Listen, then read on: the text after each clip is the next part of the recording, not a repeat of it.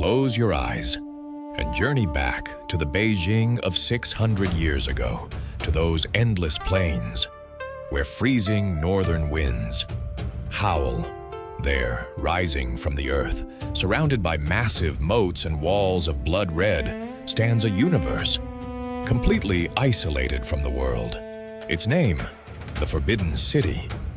But the word forbidden is not enough to describe the dread and the ingenious design hidden behind these massive structures. For exactly 500 years, this was the world's most magnificent dungeon, where every breath, every whisper, and every scream remained the secret of those mute walls. The price for leaking a single word to the outside, not just the life of the speaker, but the erasure of their entire lineage from the face of the earth. It all began in 1406 with a single command from Emperor Yongle, the most ambitious, intelligent, and ruthless ruler of the Ming dynasty. This construction, which lasted 14 years, was forged with the blood of 1 million workers and the genius of over 100,000 master craftsmen. Think of it, 1 million people for 15 years. From sunrise to sunset, they toiled for a single purpose. But what was this massive army building? Just ornate roofs and marble staircases? Certainly not. Ornate roofs and marble staircases were merely the tip of the iceberg. The truly ingenious and dark design, the emperor's absolute power and his unyielding paranoia, began right beneath your feet.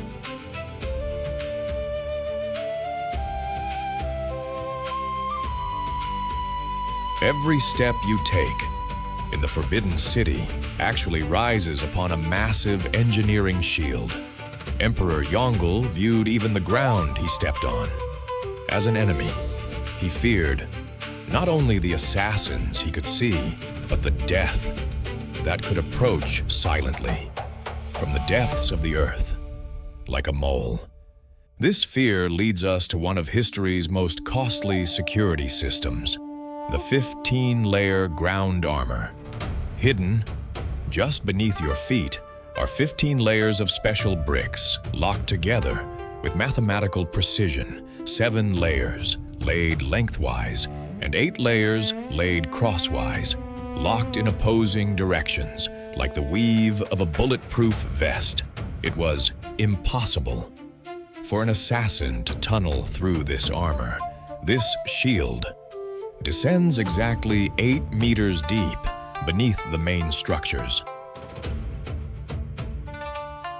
And why do you see not a single tree in these vast squares? In the scorching heat of Beijing, why did the emperor refuse to permit even the shadow of a single branch? This was the result of pure paranoia. Yongle knew that a single tree meant a shadow where a killer could hide. A single leaf could mask the rustle of an assassin creeping toward the palace. He wanted everything naked, everything exposed, for in his world, shadow was another name for betrayal. Now, turn your gaze once more to the ground. Those bricks you stand upon are known as the golden bricks. There wasn't a gram of gold in them, yet the production of just one cost a small fortune. It took 720 days, 2 full years, for a single brick to emerge from the kiln, digging the clay, sifting it, and treading it with buffalo feet to erase every single air bubble. The kilns burned incessantly for 130 days. After firing, each was polished for days with special oils to achieve that famous black metallic luster. The secret of why they ring like metal when struck lies in this 2-year patience. However, behind this luster lay a blood-chilling discipline. On the side of every brick is carved the name of the craftsman, the supervisor, and the inspector. This was not a signature of honor, it was a death warrant. If a single brick were found to be cracked, the owner of the name on it would pay with his life, along with his entire lineage. As you walk on that smooth surface, you are walking on a massive tombstone where thousands of masters gave their last breaths. Now, slowly lift your head. Look at those massive roofs, defying the heavens. In the roofs of these gargantuan buildings, there is not a single metal nail, screw, or drop of glue. There is only the perfect interlocking loyalty of wood for wood. This ancient engineering system is known as dugong. It is a declaration of war against nature's most destructive force. While massive fault lines sleep beneath the city, these structures dance with earthquakes.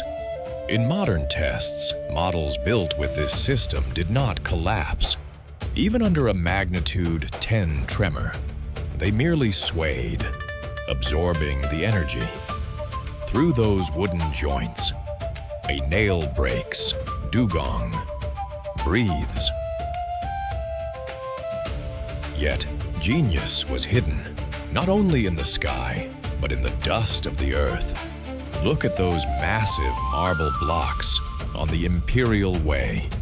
We are talking about seamless marble masses weighing 100 tons.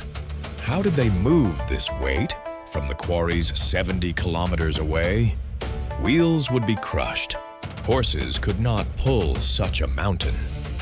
The engineers decided to bend nature. They waited for the freezing nights of winter. At midnight, the ice-cold water was poured onto the roads, turning the paths of Beijing into a vast ice rink. The 100-ton marble reached the city, not on wheels, but by being slid across that ice. It wasn't just stone moving, the frozen breath and the silent agony of thousands of workers were mixed into that path. For Emperor Yongle, the movement of a stone was far more precious than the sacrifice of 1,000 lives.